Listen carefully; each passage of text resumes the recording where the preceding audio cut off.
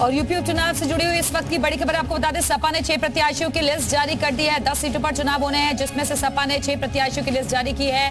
तेज प्रताप यादव करहल से लड़ेंगे चुनाव, सीसामऊ से नसीम सोलंकी होंगे प्रत्याशी, फूलपुर से मुस्तफा सिद्दीकी को टिकट दिया गया है, मिल्कीपुर से अजीत प्रसाद को टिकट, कटेहरी से शोभावती वर्मा को मौका दिया गया है, मझवा सीट से ज्योति बिंद को प्रत्याशी बनाया गया है। तो समाजवादी पार्टी ने अपने 6 प्रत्याशियों की लिस्ट जारी कर दी है और बीजेपी की तरफ से अभी तक लिस्ट अनाउंस नहीं हुई है। 10 सीटों पर चुनाव होने हैं, हालांकि अभी तक चुनावी तारीखों का ऐलान नहीं हुआ है, लेकिन प्रत्याशियों की घोषणा जरूर की जा रही है। समाजवादी पार्टी ने 6 प्रत्याशियों की लिस्ट जारी कर दी है। तेज प्रताप यादव को करहल से उम्मीदवार बनाया गया है। कई सीटें ऐसी है जो कि हॉट सीट बनी हुई हैं। 10 सीटों में से सीसामऊ से नसीम सोलंकी होंगे प्रत्याशी, फूलपुर से मुस्तफा सिद्दीकी को टिकट दिया गया है, फूलपुर सीट भी हॉट सीट बनी हुई है। मिल्कीपुर से अजीत प्रसाद को मौका दिया गया है। पहले से ही ये संभावना जाहिर की जा रही थी कि अवधेश प्रसाद के बेटे अजीत प्रसाद को मौका दिया जाएगा और उसी नाम पर मोहर लग गई है। कटेहरी से शोभावती वर्मा को टिकट दिया गया है। मझवा सीट से ज्योति बिंद को उम्मीदवार बनाया गया है। तो कड़ा मुकाबला देखने को मिलेगा, लेकिन बीजेपी की तरफ से कौन कैंडिडेट सामने होता है ये भी देखना होगा। लेकिन अब लड़ाई जो है दिलचस्प मोड़ पर आती हुई नजर आ रही है। ऐसे में समाजवादी पार्टी के इन 6 प्रत्याशियों के सामने बीजेपी किन को उम्मीदवार बनाती है, कौन चेहरे होते हैं ये भी देखना होगा। और ये लिस्ट हम आपको दिखा रहे हैं। करहल से तेज प्रताप यादव, इसके अलावा सीसामऊ से नसीम सोलंकी होंगे प्रत्याशी, फूलपुर से मुस्तफा सिद्दीकी को मौका दिया गया है, मिल्कीपुर से अजीत प्रसाद को टिकट, कटेहरी से शोभावती वर्मा को टिकट दिया गया है, मझवा सीट से ज्योति बिंद को प्रत्याशी बनाया गया है। कांग्रेस मांग रही थी फूलपुर और मिल्कीपुर सीट। आपको बता दें कि गठबंधन के तहत लोकसभा चुनाव दोनों ही पार्टियों ने लड़ा था, लेकिन 5 सीटों पर कांग्रेस लड़ने की मांग कर रही थी और 5 सीटों पर समाजवादी पार्टी को दी जाए। लेकिन अब फिलहाल जो 2 सीटों की मांग की जा रही थी, महत्वपूर्ण सीटें जो कांग्रेस ने मांगी थी, फूलपुर और मिल्कीपुर सीट, उस पर कैंडिडेट समाजवादी पार्टी ने अनाउंस कर दिए हैं। तो क्या इसके संकेत ये माने कि अब राहें अलग होती हुई नजर आ रही हैं इस उपचुनाव में, क्योंकि कांग्रेस की तरफ से साफ कहा गया था कि सारी सीटों पर आपको चुनाव में लड़ने के लिए तैयारी की जानी है, कार्यकर्ताओं को ये कह दिया गया है, लेकिन 5-5 का फॉर्मूला होना चाहिए, ये बार बार कांग्रेस की तरफ से समाजवादी पार्टी से मांग की जा रही थी। 2 महत्वपूर्ण सीटें फूलपुर और मिल्कीपुर सीट भी मांग रही थी कांग्रेस पार्टी, लेकिन फिलहाल इन दोनों ही सीटों पर समाजवादी पार्टी ने अपने कैंडिडेट अनाउंस कर दिए हैं। फूलपुर सीट और मिल्कीपुर सीट दोनों ही महत्वपूर्ण सीटें हैं, जिसमें फूलपुर से मुस्तफा सिद्दीकी को मौका दिया गया है और मिल्कीपुर सीट अजीत प्रसाद को यहां से प्रत्याशी बनाया गया है। ये लिस्ट भी हम आपको बता रहे हैं, नाम वाइज आप देख सकते हैं। 10 सीटें जिन पर चुनाव होना है, जिसमें से 6 प्रत्याशी अब पूरी तरीके से साफ हो चुके हैं कि कहां से कौन उम्मीदवार रहेगा। सारे समीकरणों को देखते हुए ये मौका दिया गया है। और इस वक्त सीधे रुख करेंगे अपने सहयोगी का। लखनऊ से हमारे साथ हमारे सहयोगी विशाल रघुवंशी इस वक्त जुड़ गए हैं। विशाल, इस वक्त की सबसे बड़ी अपडेट कह सकते हैं, क्योंकि 6 सीटों पर समाजवादी पार्टी ने कैंडिडेट्स अनाउंस कर दिए हैं, इसको किस तरीके से देखें?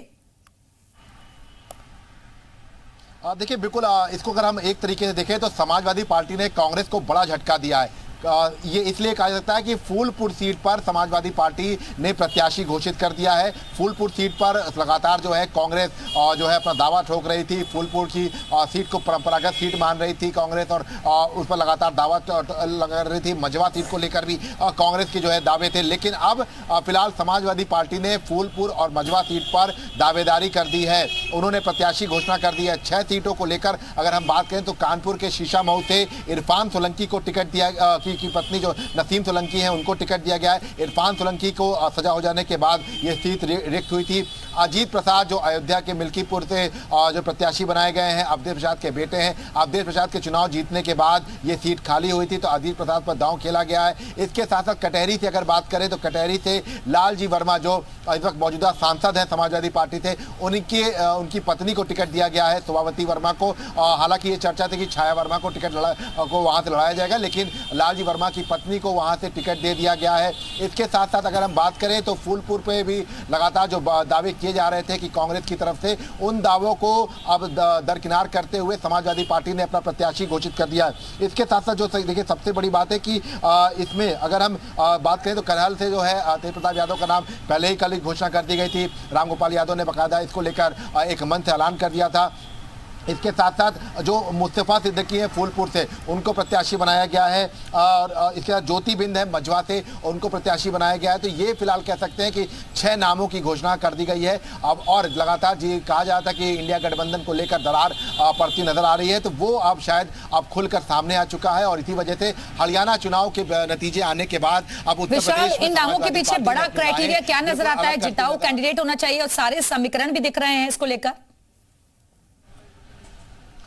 देखिए बिल्कुल पीडीए का फॉर्मूला समाजवादी पार्टी ने फिर से अपनाया है। इसके साथ साथ जो मौजूदा समय में जो उनके पार्टी के जिनकी सीटें खाली हुई हैं, चाहे वो इरफान सोलंकी की बात कर लें या लालजी वर्मा की बात कर लें, यहाँ पर जो है जो है अवधेश प्रसाद की बात कर लें, इनके सीट खाली करने के बाद जो जगह खाली हुई तो इनके परिवार के लोग पर ही भरोसा जताया गया है। तो ये फिलहाल कह सकते हैं कि समाजवादी पार्टी बहुत ज़्यादा रिस्क लेने के मूड में नहीं है, और इसीलिए शायद अब जो है इस तरह का ऐलान जो है वो किया गया है। मजवा सीट की अगर बात करें तो मजवा सीट पर बिंद समाज का एक अच्छा खासा वोट बैंक माना जाता है, इसीलिए शायद जो है मजवा सीट पर जो है बाकायदा जो प्रत्याशी है वो बिंद है समाजवादी पार्टी की तरफ से। तो ये फिलहाल 6 जो कैंडिडेट हैं वो घोषित कर दिए गए। करहल को लेकर पहले ही चर्चा थी कि तेज प्रताप यादव वहां चुनाव लड़ेंगे, उन पर मुहर लग चुकी थी। तो ऐसे में तेज प्रताप यादव अखिलेश यादव की खाली हुई सीट पर चुनाव लड़ेंगे। तो ऐसे में ये फिलहाल कहा जा सकता है कि 6 सीट विशाल, क्योंकि 5-5 के फॉर्मूले के तहत कांग्रेस पार्टी सीटें चाहती थी, अब जो 2 महत्वपूर्ण सीटें थी उस पर समाजवादी पार्टी ने अनाउंस कर दिया, तो ये माने कि अब राहें अलग होती हुई नजर आ रही हैं इस चुनाव में।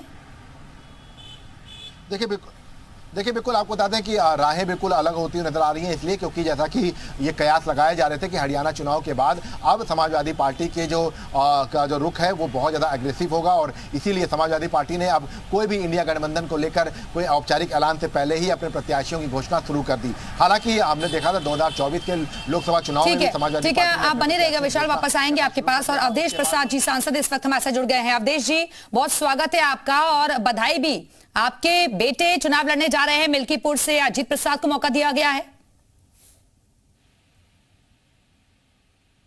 अवधेश जी आवाज मिल रही है आपको?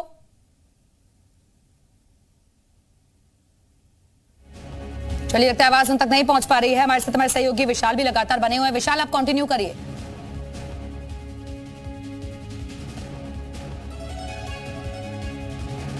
चलिए लगता है विशाल तक भी आवाज नहीं जा रही है, तो यूपी उपचुनाव से जुड़ी हुई बड़ी खबर आपको बता दे।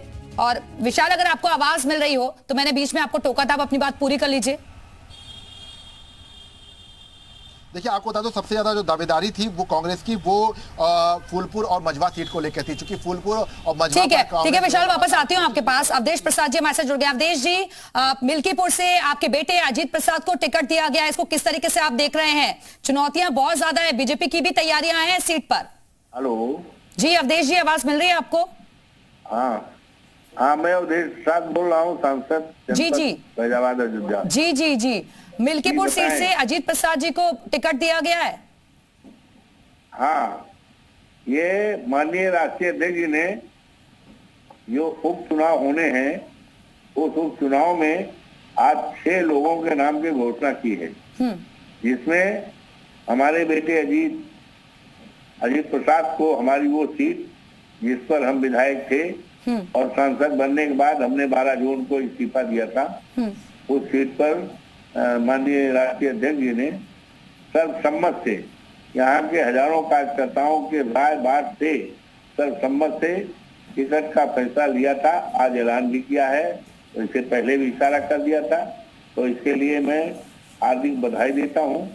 और निश्चित तौर से अवधेश जी क्योंकि 6 सीटों पर कैंडिडेट अनाउंस हुए हैं और 2 सीटें इसमें महत्वपूर्ण थी जो कि कांग्रेस भी मांग रही थी, जिसमें फूलपुर सीट थी, मिल्कीपुर सीट भी थी, तो इसको किस तरीके से आप देख रहे हैं? आप राहें अलग होती हुई दिख रही हैं क्या?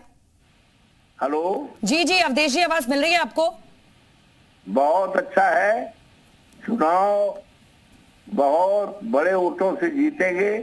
जिस तरह से यहाँ के तुल्य मतदाताओं ने फैजाबाद और अयोध्या जनपद की सीट जीताकर पूरे देश और दुनिया में चर्चा किया है, सम्मान बढ़ाया है यहाँ के लोगों नहीं का। अवधेश जी ये सीट है अवधेश जी इस सीट पर माननीय राष्ट्रीय अध्यक्ष जी ने जो मेरे बेटे अजीत को प्रसाद को दिया है टिकट, इतिहास कायम होगा।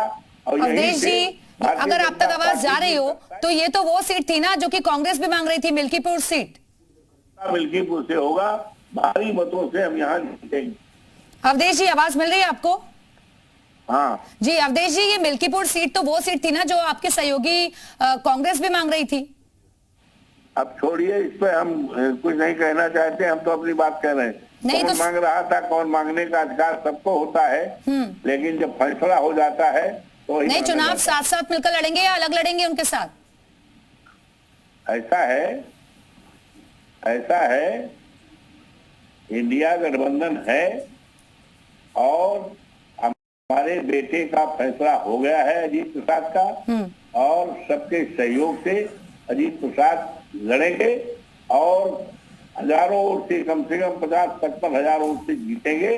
और ये जीत जो है 27 में जो उत्तर प्रदेश का चुनाव होगा, उस बात का संकेत और संदेश होगा कि भारतीय जनता पार्टी 27 में सफाया हो जाएगा और समाजवादी पार्टी माननीय अखिलेश यादव के नेतृत्व में एक बहुत बढ़िया सरकार बनाएगी। ठीक है, चलिए बहुत बहुत शुक्रिया आपका हमारे से जुड़ने के लिए। और लालजी वर्मा सांसद इस वक्त हमारे से जुड़ गए हैं। लालजी वर्मा जी, बहुत स्वागत है आपका।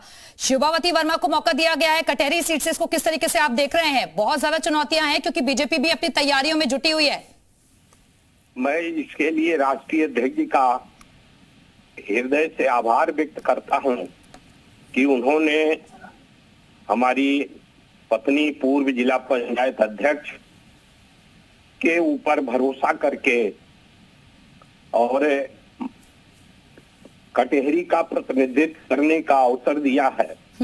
इसके लिए मैं उनका हृदय से आभार व्यक्त करता हूं और हमें पूरा विश्वास है कि जितनी भी सीटें घोषित हुई हैं, ये जिस तरह से पीडीए का सम्मान राष्ट्रीय अध्यक्ष जी ने किया है सभी वर्गों को साथ लेकर चलने का, निश्चित रूप से भाजपा चाहे जितनी भी तैयारी कर ले, अंबेडकर नगर की जनता मनोहर लोहिया और बाबा साहब लालजी वर्मा जी, सभी सहयोगियों को भी तो साथ लेकर चलेंगे ना? आपके सहयोगी तो कांग्रेस थी और ये जो 6 प्रत्याशियों का अनाउंसमेंट हुआ है उसमें 2 सीटें महत्वपूर्ण थी जो कि कांग्रेस मांग रही थी।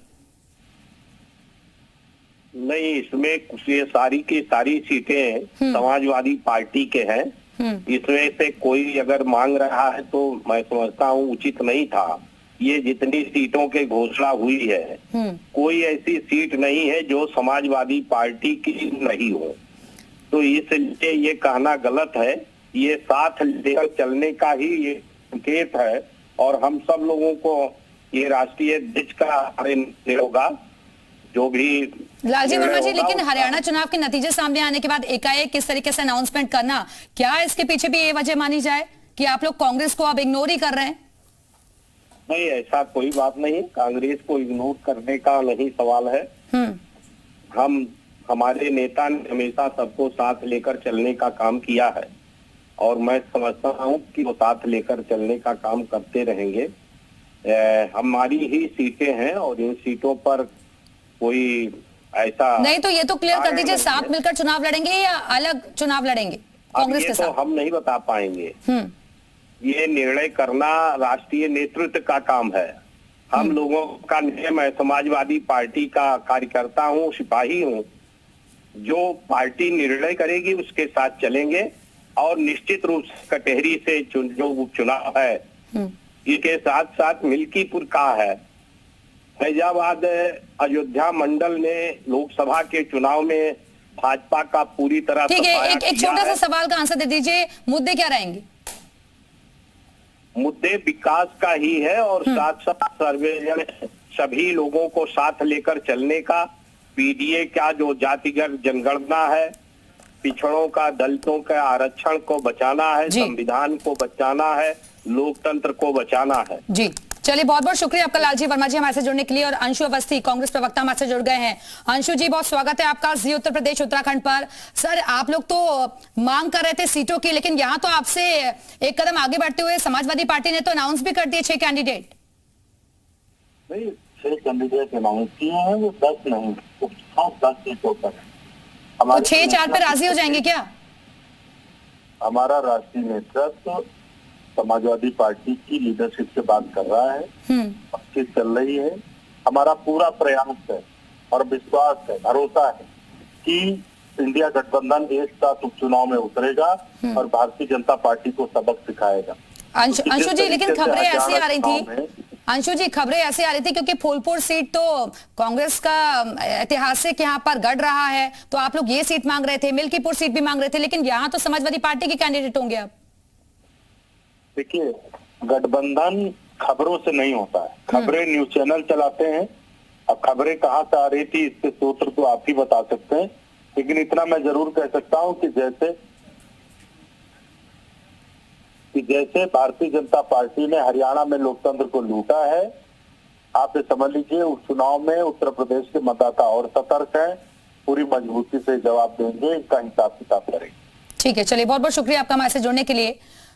तो आपको बता दें कि 6 प्रत्याशियों की सूची जारी कर दी गई है, समाजवादी पार्टी ने अपने कैंडिडेट्स अनाउंस कर दिए हैं। तो इसी खबर के साथ इस बुलेटिन में फिलहाल इतना ही, वक्त एक छोटे से ब्रेक का।